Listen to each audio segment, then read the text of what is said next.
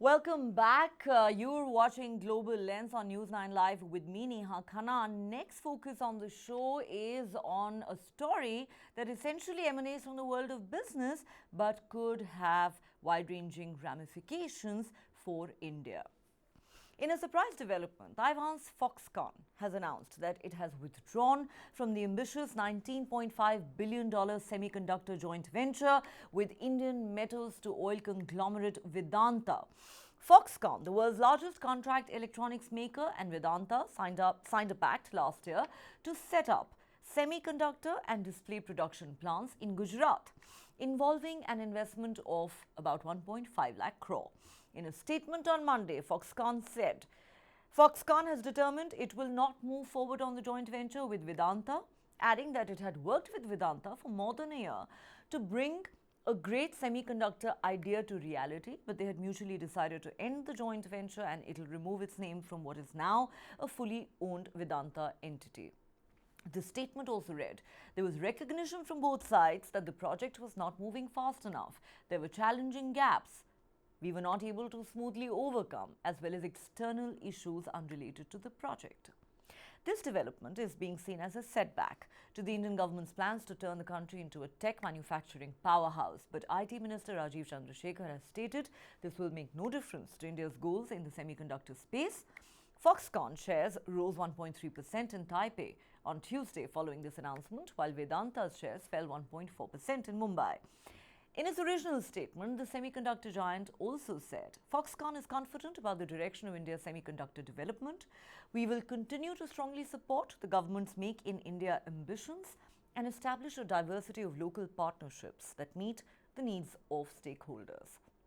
On Tuesday, Foxconn reaffirmed its commitment to investing in Indian chipmaking, saying it will apply for a government program that subsidizes the cost of setting up semiconductor or electronic display production facilities in the country.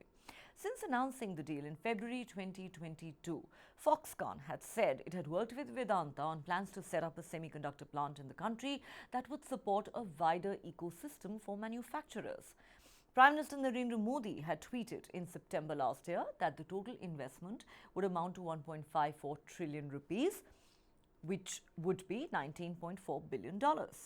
Vedanta, on the other hand, issued a statement following the major announcement, saying that it is fully committed to its semiconductor project and has lined up other partners to set up India's first foundry. It says it has redoubled efforts to fulfill Prime Minister Narendra Modi's vision for semiconductors and affirmed that India remains pivotal in repositioning global semiconductor supply chains. The government too issued a statement. Union Minister of State for Information and Technology Rajiv Chandrasekhar said on Twitter that Foxconn's decision to withdraw from its joint venture with Vedanta would have no impact on India's semiconductor fabrication goals. He said both companies still have significant investments in India and are valued investors who are creating jobs as well as growth. The minister added it's not for the centre to get into why or how two private companies choose to partner or not to partner. And it was well known that these two companies had no prior semiconductor experience or technology and were expected to source technology from a partner. Union Minister for Electronics and IT, Ashwini Vaishnav, said the two companies are committed to the semiconductor mission and the Make in India program. Reports suggest Taiwan-based Foxconn pulled out of the joint venture after the Indian government raised questions over its application for an incentive scheme for chip production. Foxconn is best known for assembling iPhones and other Apple products, but in recent years it has been expanding into chips to diversify its business. The company, which already has factories in Andhra Pradesh and Tamil Nadu, is one of the many global tech firms looking for opportunities in the country, particularly as multinationals seek to diversify their supply chains beyond China. In 2022, Foxconn generated revenues of about $216 billion, an increase from $195 billion in revenue that the company had recorded the previous year. So just what was the sticking point in this Foxconn-Vedanta deal? Reports suggest the Vedanta-Foxconn project was moving at a very slow pace as their talks to involve European chip maker ST Microelectronics as a partner were deadlocked. Vedanta Foxconn had got ST Micro on board for licensing technology, but the Indian government had made it clear it wanted the European company to have more skin in the game, such as a stake in the partnership. ST Micro reportedly was not keen on that, and the talks remained in limbo. Prime Minister Modi has made chipmaking a priority for India's economic strategy in pursuit of a new era in electronics manufacturing. Some say Foxconn's move is a blow to the government's ambitions of luring foreign investors to make chips locally for the first time. India, which expects its semiconductor market to be worth $63 billion by 2026, last year received 3 applications to set up plants under a $10 billion incentive scheme.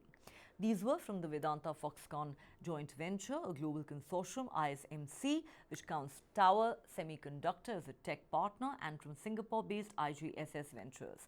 The $3 billion ISMC project has stalled too due to Tower being acquired by Intel, while another $3 billion plan by IGSS was halted as the firm wanted to resubmit its application.